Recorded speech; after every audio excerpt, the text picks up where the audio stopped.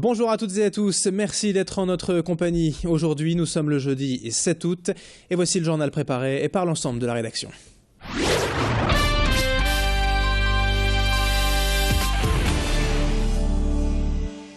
Usagers du métro, patience, les trajets bondés aux heures de pointe sont en passe de changer. Pour la première fois en 30 ans, la communauté urbaine de Lille entreprend la modernisation du métro, avec pour objectif le doublement de la capacité des rames. Explication de François Flamand, chef de projet au micro de Thomas Bignan. Le projet d'évolution de l'offre métro est un projet qui a pour objectif d'augmenter la capacité de transport sur la ligne 1 de métro et sur la ligne 2 du métro. Donc aujourd'hui les rames font une longueur de 26 mètres, demain elles feront une longueur de 52 mètres. Ce qui implique aussi le fait d'aménager les quais de 26 à 52 mètres. Donc ces travaux sur la ligne 1 nous permettront notamment d'augmenter l'offre de l'ordre de 50%. Sur la ligne 2, nous augmenterons l'offre de transport de 30%. Ces travaux garantiront également plus de sécurité, notamment avec la mise aux normes des procédures d'évacuation. Un chantier d'envergure qui durera jusque 2017, mais qui n'affectera en rien le quotidien des usagers. L'objectif principal, c'est de pouvoir faire ces travaux tout en maintenant le même niveau de service pour les usagers du métro. C'est la raison pour laquelle une grande partie des travaux sont effectués de nuit, lorsque le métro n'est pas exploité, à savoir entre 1h du matin et 4h30 du matin. Coût de l'opération, 600 millions d'euros en partenariat avec l'État, la région et le département. L'association Cause Animale tire la sonnette d'alarme. La métropole lilloise compterait une surpopulation de chats errants, en cause l'accroissement des abandons. Chaque jour, l'association tente de répondre aux dizaines d'appels demandant une prise en charge, mais se heurte au manque de moyens. On a énormément de demandes. Tous les jours, on reçoit des dizaines et des dizaines d'appels pour des demandes de prise en charge, essentiellement des chats, beaucoup de chats errants, beaucoup de chats qui sont jetés aussi des voitures. Et on ne sait plus quoi faire, on est submergé par les demandes. Seule solution, la stérilisation des animaux pour éviter que le nombre de félins ne devienne incontrôlable. L'opération coûte néanmoins très cher, entre 60 et 100 euros. L'association Cause Animale en appelle au pouvoir public pour débloquer une subvention, une demande encore restée sans réponse. Nous avons envoyé un énième courrier à Madame le maire, lui demandant des subventions pour la stérilisation des chats. Ça fait 1 an et demi qu'on se bat et qu'on essaye d'avoir des rendez-vous justement pour parler du problème, la problématique de la surpopulation. Madame le maire ne répond jamais au courrier. Nous avons fait une pétition où il y a plus de 13 400 signatures que nous lui avons déjà adressées. Toujours une non-réponse de la part de la mairie. Cet été est une période particulièrement critique pour les animaux où les phénomènes d'abandon et de maltraitance se multiplient. L'association recherche des familles d'accueil dans l'attente de trouver des adoptants. Vous pensiez le mocassin désuet, c'est sans compter sur l'initiative de 2 frères et sœurs nordistes qui revisitent le soulier d'antan.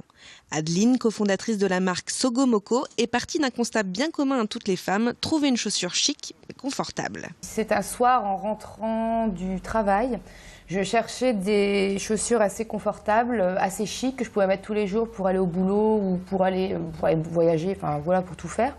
Et j'en trouvais pas, et je voulais des choses assez originales. Et je me suis dit peut-être qu'il y a quelque chose à faire. Je suis toujours en plat, donc j'aime pas trop les talons, donc je voulais vraiment une chaussure plate.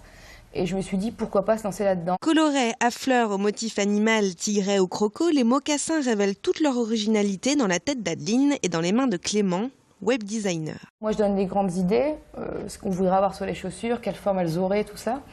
Et c'est mon frère qui dessine, qui remet tout sur ordinateur.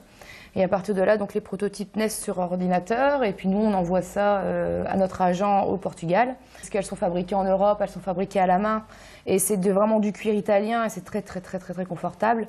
Et surtout, elles sont vraiment faites pour durer dans le temps. Nouvelle collection prévue pour le mois de janvier avec l'entrée d'une gamme pour hommes, comptez 99 € la paire.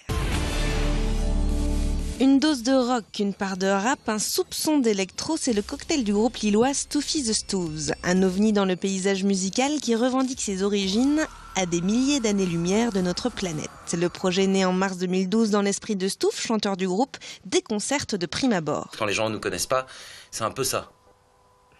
Au début, nous on aime bien ça, c'est un peu qu'est-ce qui se passe, c'est quoi ce truc ? Et à la fin, de voir les mêmes qui pogotent et qui font du slam sur machin, ça pour moi c'est la victoire. Et un concert de Stoufi Dessous, c'est de l'énergie pure. Sauf que ça commence direct là et ça va jamais s'arrêter jusqu'à la fin où là on va envoyer tout ce qu'on peut, quoi, tout ce qu'on a. Voilà, quoi. C'est un concert de Stoufi Dessous, c'est comme si demain c'était la fin du monde, quoi. Il faut il faut qu'on lâche tout soit lâché, toutes les rênes, tous les tabous. On n'en a plus rien à foutre et on l'envoie la sauce à chaque fois, quoi. Après un premier album remarqué en 2013, Alien Music for Alien People, la formation évolue au fil des rencontres avec une formule particulièrement vitaminée pour la scène. Notre musique, elle est faite pour le live, clairement. Hein. C'est vraiment, nous, c'est là qu'on prend. Les morceaux sont un peu même modulés sur le live. Hein. On fait pas mal de breaks, pas mal de choses, on les remonte, on les remachin. Donc les morceaux sont un peu modifiés sur le live, et puis ils sont encore modifiés en fonction du retour qu'on a des gens. Mais nous, c'est vraiment le live où la musique prend tout son sens, quoi, en fait. Hein. Donc ouais, on est excité, on est impatient, on a les crocs, quoi. On a les crocs, on a envie de tout péter sur la scène, partout où on nous appellera, quoi. Donc ouais, impatient. Après une tournée en Allemagne au mois d'août, le groupe se produira le 13 septembre prochain au Festival de Saint-Vaast, l'occasion de goûter à l'énergie survoltée de la formation.